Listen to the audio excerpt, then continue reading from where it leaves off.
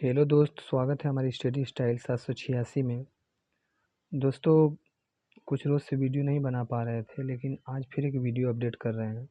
आज का पहला क्वेश्चन हमारा है, बोल रहा है कि बालों का रंग डैश के कारण होता है। किसके कारण बालों का रंग काला होता है? इसके पूछने का मतलब ये है, देखिए क्या बोल रहा है कि बालों का रंग डैश के कारण होता है। पेक्टिन के कारण, मेलानिन के कारण, केरोटीन के कारण, कैरोटीन के कारण। ठीक, तो जो बालों का रंग होता है मेलानिन के कारण क्या होता है? ब्लैक होता है। देखिए इसके बारे में दिया कि बालों का रंग मेलानिन के कारण होता है। मेलानिन का एक प्राकृतिक रंग द्रव्य पिगमेंट जो अधिकतर जीवों में पाया जाता है, सिवाय मकड़ी को छोड़कर। जीवों में मेलानिन का सबसे अधिक मात्रा पाया जाने वाला रूप यू मेलानिन है, जो काले भूरे रंग का होता है। ठीक दोस्त, अगला देखेंगे क्वेश्चन।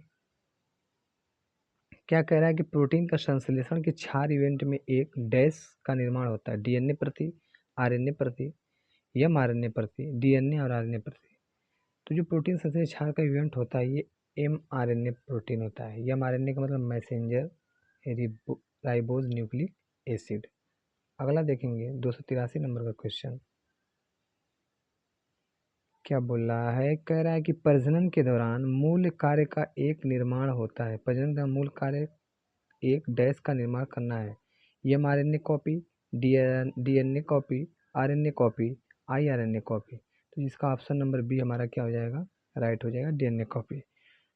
अगला देखेंगे 284 नंबर का क्वेश्चन। बोल रहा है, कह रहा है कि निम्न में से कौन सा कथन गलत है?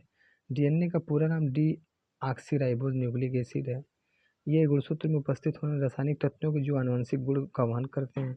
डीएनए एक पॉली न्यूक्लियोटाइड डीएनए की एक मूलभूत संरचना इकाई है जो दो या अवयव से मिलकर बनी होती है। तो इसका जो ऑप्शन नंबर सी हमारा क्या है? गलत है। ठीक, जो ये सी है गलत है और ऑप्शन नंबर सी भी क्या है? गलत है। ये दोनों क्या हमारा सही है। अगला देखेंगे 285 नंबर का क्वेश्चन। क्या बोल रहा है कि एंजाइम मूलतः होते हैं, क्या होते हैं? प्रोटीन होते हैं, विटामिन होते हैं, कार्बोहाइड्रेट होते हैं, वसा होते हैं। तो एंजाइम मूलतः प्रोटीन होते हैं। अगला है, डीएनए अनुक्रम में जीन की चिन्हित करने की प्रक्रिया क्या कहलाती है? जीन एक्सप्रेशन कहलाती है, सीक्वेंस असेंबली कहलाती है, एनोटेशन कहलाती है, प्रोटीओमिक्स कहलाती है। तो जो डीएनए अनुक्रम में जीन को चिन्हित करने की प्रक्रिया को हम बोलते हैं एनोटेशन। ठीक, डीएनए के अनुक्रम में जीन को चिन्हित करने की प्रक्रिया को एनोटेशन कहा जाता है। अगला देखेंगे, क्या करें? प्रोटीन की जानकारी प्राप्त करने वाले डीएनए के भाग को डैश को कहा जाता है? क्या? क्रोमोसोम, केंद्रक, नाभिक, जीन। तो ऑप्शन नंबर डी हमारा क्या हो जाएगा? राइट हो जाएगा। 288 नंबर का क्वेश्चन देखेंगे।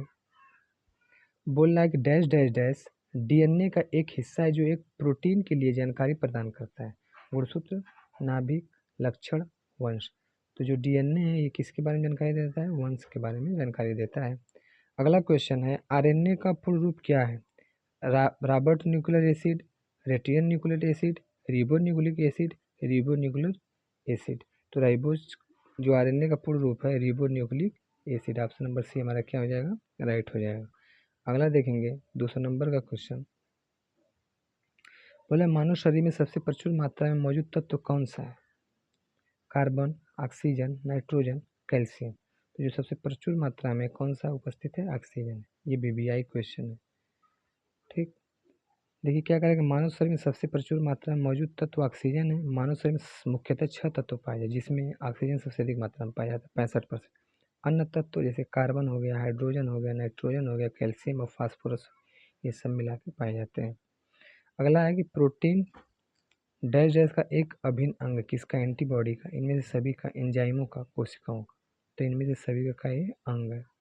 अगला देखेंगे 292 नंबर का क्वेश्चन। बोल रहा है कि निम्न में से कौन से दूध का प्रोटीन है? गैलेक्सिन, गैलेक्टोजन, रेनिन, केसिन। तो ऑप्शन नंबर डी क्या हो जाएगा? राइट हो जाएगा। 294 नंबर का क्वेश्चन देखेंगे। बोल रहा है कि जीन डैश डैश की गतिविधियों के माध्यम से लक्षणों को नियंत्रित करता है। गुणसूत्र, युग्मक, हार्मोन, एंजाइम। तो हार्मोनों को क्या करता है? नियंत्रित करता है। अगला देखेंगे, जब मेंडल ने मटर के पौधे पर 2 लक्षणों को वंशागति का अध्ययन किया तब उन्होंने F2 पीढ़ी में पौधे के लिए क्या फेनोटाइप अनुपात मिलाया था? 9 संबंधित 3 संबंधित 1, 9 संबंधित 3 संबंधित 2 संबंधित 2, 9 संबंधित 7, 9 संबंधित 4 संबंधित 2 संबंधित 1। तो जो मिलाया था ये संबंधित 3 संबंधित 3 संबंधित 1 में मिलाया था। अगला देखेंगे 296 नंबर का क्वेश्चन। बोल रहा है कि एक पीढ़ी से दूसरी पीढ़ी में वंशानुगत होने वाले आनुवंशिक पदार्थ को क्या बोलते हैं? RNA, DNA, protein, enzyme. तो क्या बोलते हैं उसको? डीएनए बोलते हैं। डीएनए में क्या पाया जाता है? जीन पाए जाते हैं। अगला है, एक लंबे पौधे टीटी और एक छोटे पौधे टीटी के बीच संकरण के प्रभाव से उत्पन्न या फोन संतति के सभी पौधे लंबे होने का क्या कारण होता है? क्योंकि पौधे की लंबाई टी या टी द्वारा नियंत्रित होती है। क्योंकि पौधे की लंबाई टी द्वारा नियंत्रित होती है। क्योंकि पौधे की लंबाई टी और टी द्वारा नियंत्रित होती है। क्योंकि पौधे की लंबाई टी द्वारा नियंत्रित होती है। ठीक, तो जो इसका ऑप्शन नंबर डी हमारा क्या है? राइट है, क्योंकि पौधे की लंबाई केवल टी द्वारा क्या होती है? नियंत्रित होती है। अगला देखेंगे, कह रहा है कि डैश में लिंग गुणसूत्रों सेक्स क्रोमोसोम का एक पूर्ण युग्मक होता है। मानव मादाओं, सांपों, स्टारफिश, मानव नरों। तो जो मानव मादाओं होते हैं उनमें क्या पूर्ण युग्म उपस्थित होता है। अगला क्वेश्चन है 299 का क्वेश्चन। कह रहा है कि निम्न में से किसी आनुवंशिकी का जनक कहा जाता है? चार्ल्स रॉबर्ट डार्विन को, रॉबर्ट हुक को, जेम्स वाटसन को, ग्रेगर जॉन मेंडल को। तो ऑप्शन नंबर डी हमारा क्या हो जाएगा? राइट हो जाएगा। आनुवंशिकी का जनक किसको बोला जाता है? ग्रेगर जॉन मेंडल को बोला जाता है। अगला है, सामान्य मानव कोशिका में 46 गुणसूत्र होते हैं, जबकि जनन कोशिका में डैश डैश होते हैं। 46 गुणसूत्र, 23 गुणसूत्र, 48 गुणसूत्र, 22 गुणसूत्र।